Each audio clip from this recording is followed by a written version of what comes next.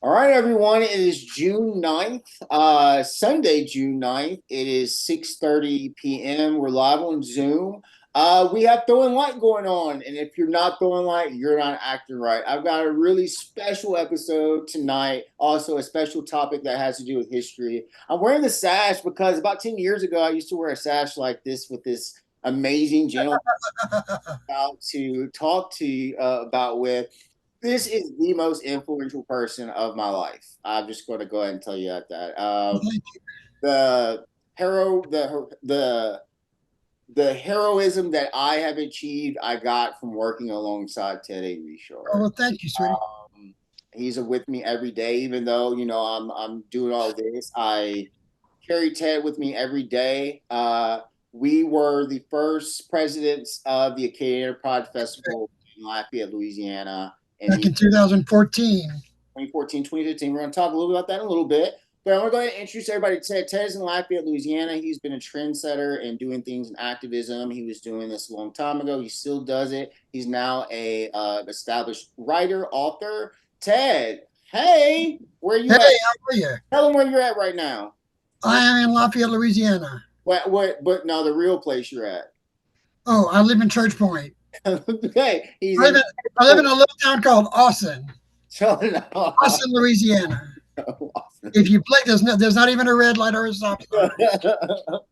They now have like these YouTube videos where you can take tours through the small towns of Louisiana. Right, right, right. All right, Ted. All right, so let's talk a little about you. Tell everybody who you are and what's been kind of your focal point of being involved in our community. Yeah, well, my name is Ted Richard. I know you already said that. Um, my activism started a long time ago when I found out that I was HIV positive when I lived in Houston. So from there, everything just blossomed into one thing led to another. I was the chairman of the board of Acadiana Cares, which is a local HIV organization down here, and you probably didn't know that. And I'm keep going. yeah, and I kind of took a step back. I lived in Houston, I lived in Dallas, I lived in Boston, I lived in Austin. I moved all over the country, and then I ended up right back home where I belong, next door to my parents' house. And when they give you a piece of property, you build a house. So that's exactly what I did. I built a house back here where I grew up, and I got re-involved in activism down here. Um, and then I got introduced to you back when you were working as a bartender at a local restaurant that my brother was managing. And you introduced me to Acadiana Pride, and everything just spiraled from there in a good way, spiraled upwards in a good way from there. Hindsight, looking at it, maybe while we were in it, we might have thought differently. You're probably right. Yeah, you're probably right. It's just going back and just thinking of the evolution because Well, we started from ground zero. So, so I get yeah. asked it all the time, how was it being the first? And I said, well, we didn't have anything to look back on. So everything we did was new. And I guess the things I want to get kind of discussing, want people to be aware of, we're doing community. It wasn't like we were met with, I guess that when we first started, we were met with open arms, would you say? But it seemed like once we started actually doing the work and making the changes, that people were not as supportive. Right, right. And that's unfortunate, but I do want to, and I trust this. Ted is living where I used to live Yeah. for.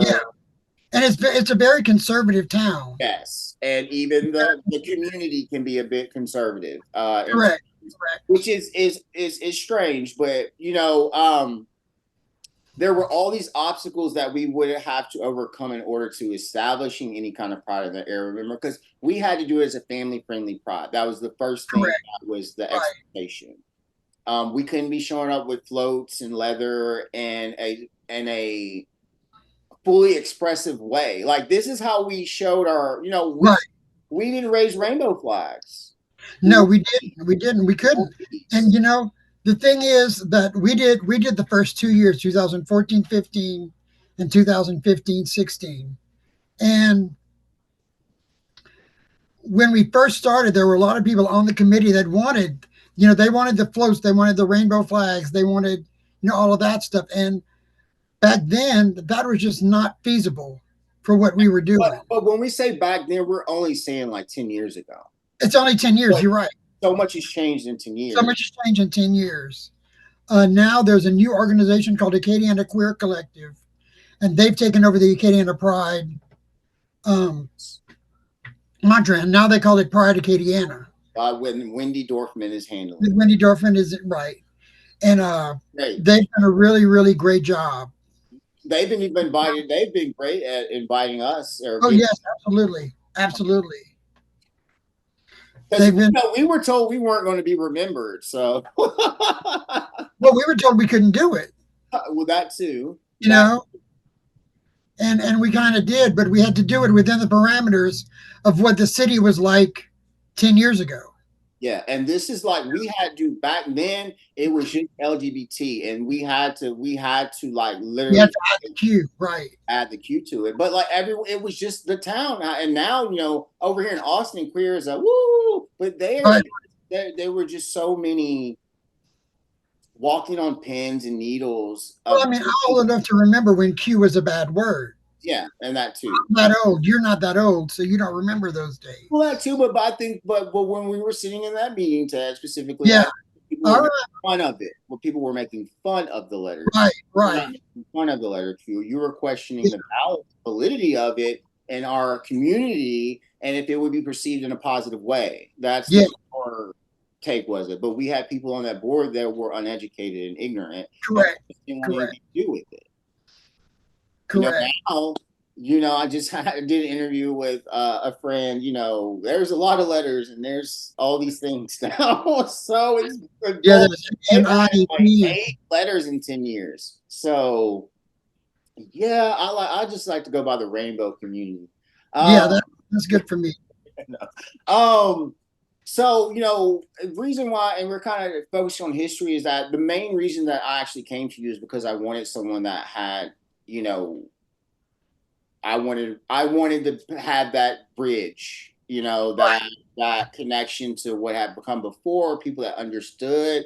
I mean, I was battling addiction later on towards that, and Well, I knew that, but nobody else knew. I never asked you this, and that's what I tell people about that. Like, you knew I was struggling with that. You could be like, "Hey, I want to be president because Lewis can't do it." You didn't do that. Like, you gave me a month. I had a good month after my sexual assault. Yeah. I came back in December, but that November was a really hard time for me. Yeah.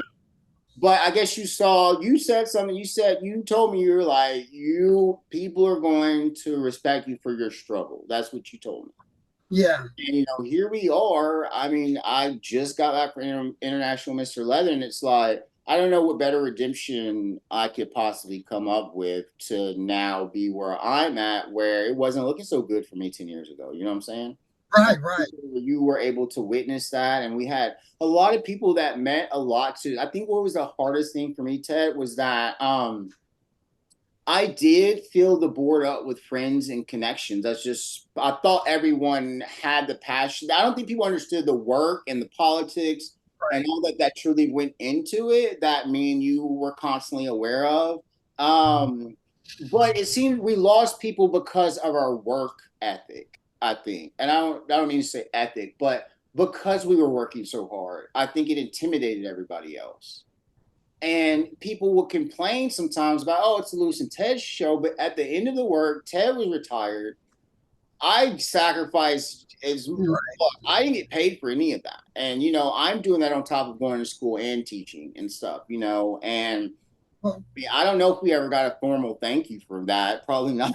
One of the things about it, though, is that everybody wanted to be on the board. And nobody knew exactly what being on the board meant. And the reason it became the Lewis and Ted show is because a lot of times people had great ideas, but they would have a great idea and they said, well, Ted and Lewis shot it down. And I'd say, no, we didn't shoot it down. We said, show me how you want to get this accomplished. And their answer was always well, Ted and Lewis is going to do it. And the thing is, that's why you're on the board, so that you can contribute. You can contribute ideas, but you have to tell me how you want to get those things accomplished. And I can't accomplish all of it. That makes sense. because it would be like, oh, this idea. I felt like people were like, oh, I threw this idea out. I've done my work, and so now I can sit back. Right. And it's just kind of like, well, how do we do? Because we had issues with people on the board that, um, we're on the board for clout, and therefore the title, and we learned that. But we went from at one point having a board of 16 people, pretty diverse, to just having five when we got to. Right. Five people that did all the work, which is great. I mean, we thought that the more people we had on the board, the more input we would have from the community, and that worked out a little bit. Well, and more hands to help build. You know what I'm saying? Like, I feel like I guess my mistake was building a board with friends and acquaintances because when they left, they were all feeling some kind of way, and it's like I became a villain because I'm trying to get this project, and like I am aware of the magnitude of this moment, and I'm trying to accomplish it, and I just feel like people didn't separate. They didn't separate Lewis the friend from Lewis the pride leader, and it just I would say a little ways unfair to me. But I didn't have any free time, and you didn't have time either. And my way of showing affection and showing people were giving people things, giving them events, giving them a position on the board. I could not. I had no free time. There was no free Yeah, time. My time went to going and meeting this person and that person and this person and making the connections. and people I didn't want to meet with. I was in a leadership position and I did things instead of people being cognizant or aware of what the pressure of us being in our leadership roles. It was no, we don't, they're not doing it this way. This is the Lewis and Ted show. It was just a lot of unfair. And this happens, and this is a great thing to talk about in the community is how throwing shade at each other, Right. and we dealt with shade, plenty of shade. Plenty of it. We even wrote a poem Right. Right. about the shade. Right. Right. So, here I am now pushing throwing light, which is the antithesis of that. And do you feel that as we were in the community, did how do you remember us dealing with the negativity from others? Um, I think the best way we got rid of the negativity was to get those people off of the board. And I know that sounds really harsh, but sometimes when you're in a leadership position, you have to make those difficult decisions. And that was one of the decisions that I think that we made that was just the right thing to do at the right time, was allow those people that weren't participating to let them not be on the board anymore. I just I don't know. I just feel that maybe, there were those that wanted a spotlight and they didn't understand just how dynamics of a committee works or things like that. And again, we also have to think about we did bring on a variety of different people from the community Right. and they didn't work out for various reasons. We tried to work with more local people. They didn't necessarily weren't as in depth in the education of how to do this and say that. Then we had college kids that are still at the end of the day, they're kids. You know what I'm saying? And so they're trying to get their resumes and trying to get that something on there so they can go to a better college, grad school, stuff like that. Right. I was in there, but like I worked in the Lafayette community. I had jobs. I got to know people Yeah. outside of academia. So like I consider Lafayette to have been my second home next to Monroe. And But I want to say, if I can cut you off, I do want to say no one on the board was a bad person. no, no. No one was a bad person. We just had different ideals and different ideas and different ways to get those things accomplished that they didn't see how I worked. And of course, I was always the oldest one there. All of the other people on the board were mostly college kids or had just graduated college. And and they were in it for because it was something new, it was something brand new that the community had never seen before, and like that they wanted to be involved. And I give them credit for wanting to be involved, but I don't think they understood when we say we're putting on a festival. And I'll never forget the day that we were in a meeting and we said, okay, we're going to make it a 4-day festival. And they thought I was nuts. And we got to the part about volunteering and raising money. And that's how much money we need. And I'd say, oh, probably about $100,000. And everybody just fizzled. They just like, oh my God, like they thought that was absolutely bonkers. But it wasn't. And we didn't. We did raise $100,000, and we used that $100,000 to bring in the right entertainment, to bring in the right people, to bring in. We gave scholarships to two different organizations. You know, we we were frugal with the money, but we did spend it all because that's how we got to do a 4-day festival for the first time. I guess people get, I don't know, I guess people get intimidated, but I remember you saying $100,000. I didn't flinch. I was just like, all right, let's move the Yeah, needle along. And you're right, we did it. And if you bring in the media sponsorships that we acquired to correct, correct. that. So, but all the people that said we can or we did and we did it, and it was a great accomplishment, and it means that we can go that big, that we're able to, that was it's great to have executed it.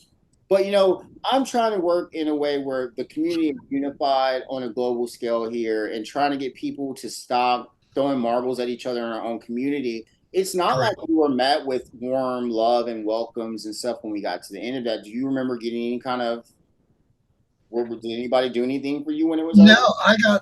I got all positive feedback. I mean, nobody ever said, Ted, thank you so much or whatever. But I do remember this one instance.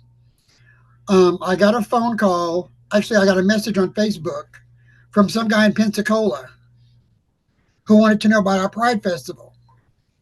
So I told him all about the festival and all of that. Well, I'm out at the festival one night, and this guy walks up to me and he tells me his name, and I'm sorry I forgot his name, but he said, I'm the one that called you from Pensacola. I said, oh, I said, it's great to meet you. How are you doing? He said, well, he said, I live in Pensacola, but I'm not out. He said, this is the first gay pride festival I've ever been to in my life. And that just touched my heart, like to know that he drove all the way from Pensacola just to be able to go to a pride festival. And we did that for him. I do want to say that we were successful in that there. Also, our relationships with our heterosexual allies. We did a Yes. great job at not rocking the boat, and We giving. had about a 60-40 split, 60% gay, 40% straight ally. It felt like, Uh, to be honest, when I was there, it felt like it was more of a straight ally presence than there was. really? That's how I felt that day personally, and then to see that there were prominent people that were not there. Um, but on the positives, seeing people coming out that would not ever come out with, just like you're saying, Right. you never know. I'm sure we touched a lot. We did for a year. We touched so many people's lives, and we Yeah. keep in Yeah. front of us. Our late friend Kara, we watched her. She was the. Do we know any other trans person that's been on interviewed on the news yet? In Lafayette? Yes. There's actually she's the grand marshal of this year's Oh, parade. Her so name is Peyton Rose Michelle, okay, and okay, she's a transgender congresswoman, not congresswoman, councilwoman, local councilwoman. that's awesome. That's Yeah.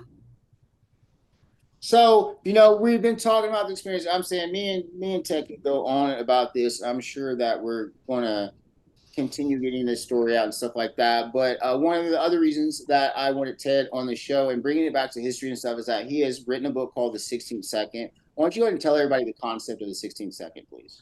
The concept of the book came from an Andy Warhol quote that said that in the future everybody's going to be famous for 15 minutes.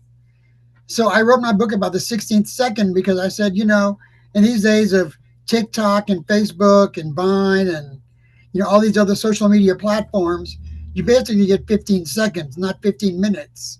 So I wrote a book about the 16th second, which is what do you do with after your 15 seconds of fame are over? What happens in that 16th second? It's up to you what happens in the 16th second. So, explain the layout of the book. Each chapter is The layout of the book starts off with me in elementary school, and then it starts. The first half of the book is detailing my high school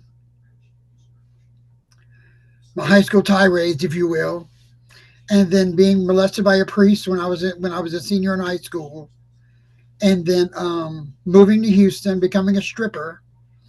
I was a stripper named Colt Michael back then, You still are. which, by the way, my pictures are still online somewhere. Still are. You still are. Yeah, I'm still famous somewhere. People are still looking it up. And then the second half of the book is how I took the first chapter and wrote the 16th chapter as of what I did to combat all of the bad things that had happened to me and turn them into positives. So the first half of the book is kind of not negative, but it explains the whole. It explains a lot about my lifetime and how I got to be who I was. And the second part of the book is how I became the man that I am now.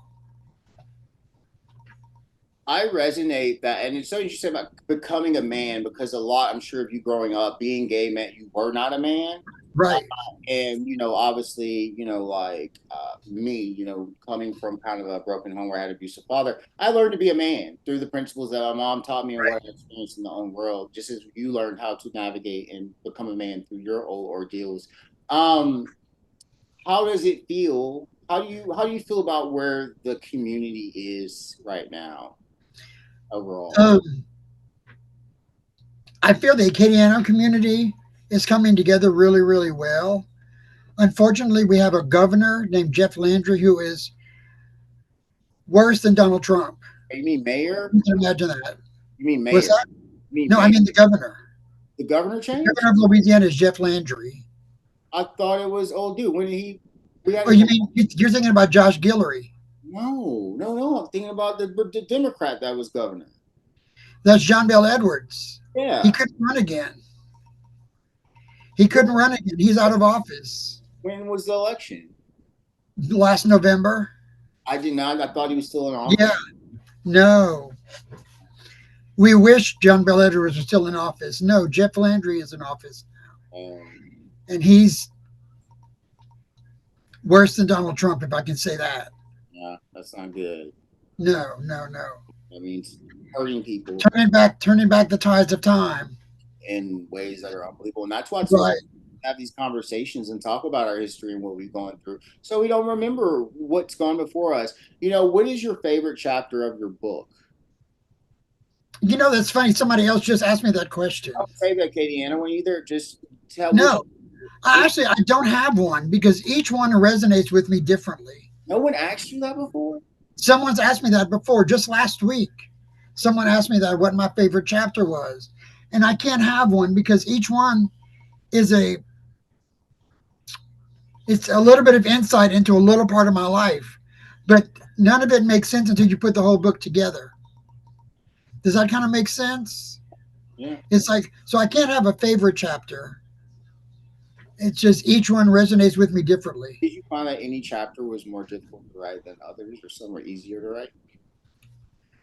Yeah. What Um, like what particular story was easy for you to tell? the one about the priest was hard to write. That was hard to write. Well, I actually went to a psychiatrist for that because I wanted to be sure that I was remembering things correctly, and I didn't want to.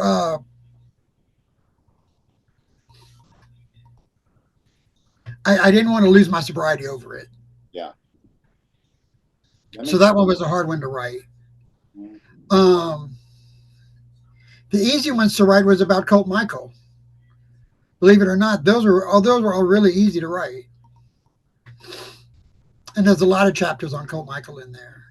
I definitely want to have you back again on the show this year for some other things. I have some surprises. I Yeah, actually, sure. of course, we're going to do a reading, record some more of your book reading on Louisiana words. We haven't talked about Louisiana words, but y'all don't Right, worry. we haven't even talked about that. You're right. Follow my website, louistolliverjr.com, or go to I do. louisiana.com and you can learn about our writing legacy.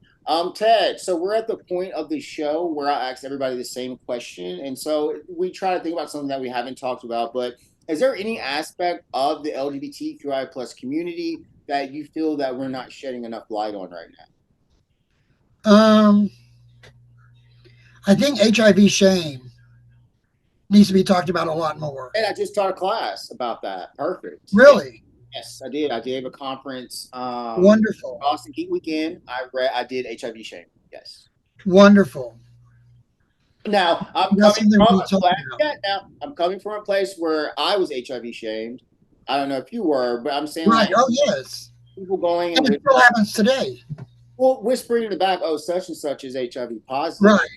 It's just kind of like that's not a. It just seems like an out. It's like calling a person colored. It's so Right. outdated. You know what I'm And saying? for me, I'm out about it. I'm like, everybody freaking knows. Hell, I was on the cover of the newspaper about being HIV positive 20 something years ago. It's not good for the mental health of the person So, doing that foremost. right. People being able to have the courage to find the resources their needs important, but people are scared and still scared, Yeah. about how they're going to be treated, how they're going to, maintain their lives and stuff like that. And we're still having those Well, things. It's important that we allow people, we allow people to get access without shame to what they need to be helped. right. Right. And even within the community, even with all the education out there, there are still people getting HIV positive these days. And it's the young kids that I'm worried about because they're going to be HIV shamed also. Yeah. And we want to try to remedy that. I mean, you would think after 20 years of being HIV positive that we would have found some way to stop the shaming, but it hasn't stopped. Yeah, yeah, we have to figure something out. And again, that goes back to throwing light in the mental health of our community. We have Correct.